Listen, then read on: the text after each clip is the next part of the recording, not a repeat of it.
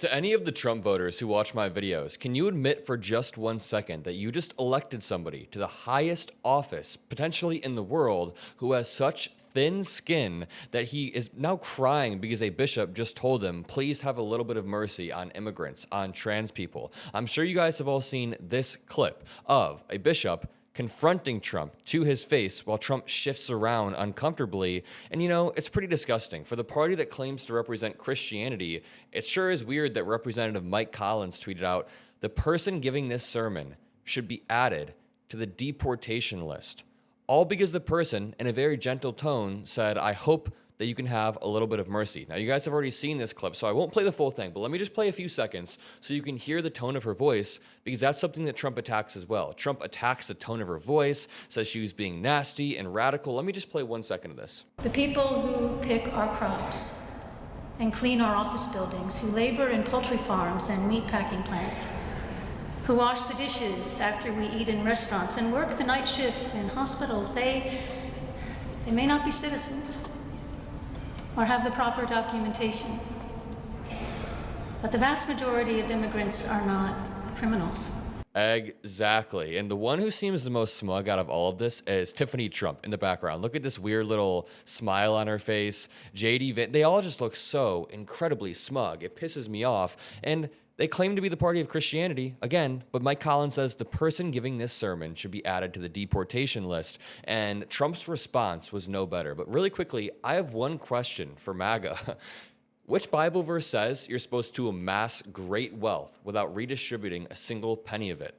Where in the scripture does Jesus talk about creating a Jesus meme coin just to enrich himself at the expense of his followers? And which Bible verse says you need to evict the poor, mock the weak, punish the stranger? Oh, and where does it say you should come up with nicknames for thy enemy and threaten violence against thy neighbors? That is always what Trump is doing. That's the way he engages with politics, and it's the antithesis of what Christianity is supposed to be. Before I read off this post, let's watch Bishop Marianne's response. I was looking at the president because I was speaking directly to him. I was also, frankly, as you do in every sermon, speaking to everyone who was listening through that one-on-one conversation with the president, reminding us all that in the people that are frightened in our country, the two groups of people that I mentioned are our fellow human beings, and that they have been portrayed in all throughout the political campaign in the harshest of lights that I wanted to counter as gently as I could with a reminder of their humanity and their place in our wider community.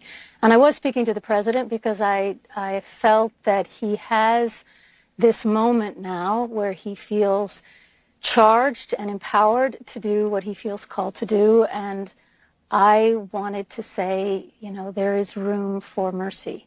Okay, so what does it tell you when the institutions can't check this guy, our courts can't check this guy, the media has been failing to check this guy, we've been trying to. And by the way, drop a like and subscribe for all the effort that we're putting in. I love every single one of you. But what does it say when it comes down to such an individual level that we now have bishops trying to beg the president for mercy as him and the squad around him just look down and just don't engage with what's being said?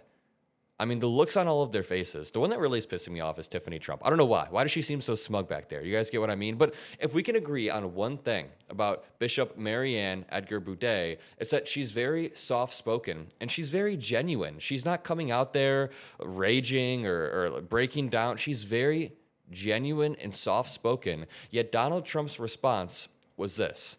The so-called bishop who spoke at the National Prayer Service on Tuesday morning, what does he even mean, so-called bishop? I mean, we know that we're back in a second Trump term when we wake up with an angry Truth Social post every morning.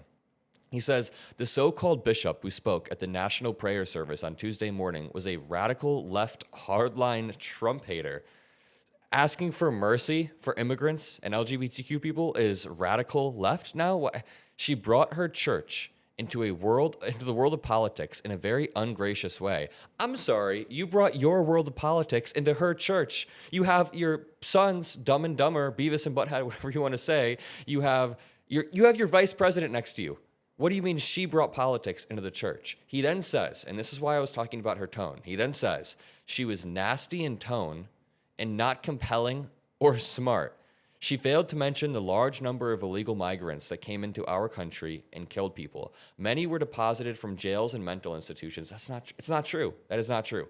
It is a giant crime wave that is taking place in the USA. Again, not true. Apart from her inappropriate statements, the service was a very boring and uninspiring one. She is not very good at her job. She and her church owe the public an apology. T. It just says T at the end. I don't know if that's supposed to mean Trump, but this entire thing, again, the first thing I said in this video, if there are any Trump supporters watching, can you admit in the comment section below that this dude is a whiny baby with the thinnest skin possible and is basically the antithesis of what Christianity is supposed to stand for? I mean, there's this weird new Trumpian strain of Christianity where you don't have any compassion, you don't have any humility, you don't care for the poor.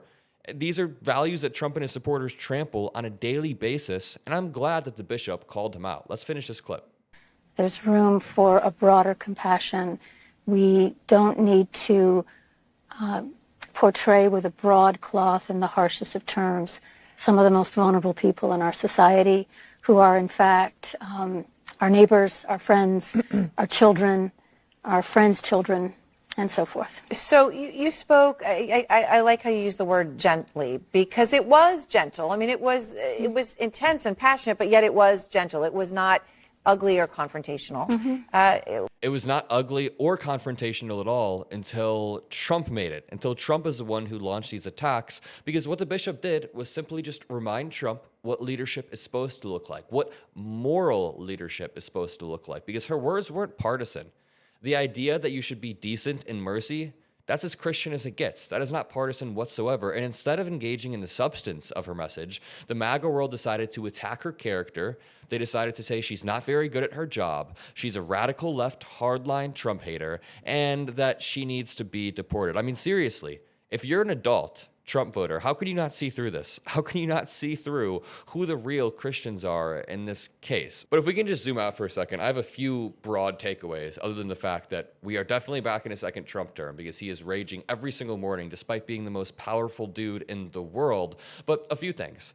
What the bishop did was basically hold up a mirror to Trump and his MAGA supporters, and I don't think they liked what they saw. I think they're lashing out because they know deep down that this movement doesn't even remotely stand for Christian values. It stands for power. It stands for greed. It stands for ripping your supporters off with Trump coins. It's absolutely insane. But also, it's that the movement isn't about policy, and they realize that. It's about creating a culture where any sort of dissent is crushed, where trying to tell the truth gets you deported, apparently, and where Christianity is warped into this unrecognizable religion where, again, it's just based off of greed. So it's time to call this all out for what it is. If you appreciate what I do, drop a like, subscribe. Have a great rest of your day, and I'll see you in the next one. Peace out.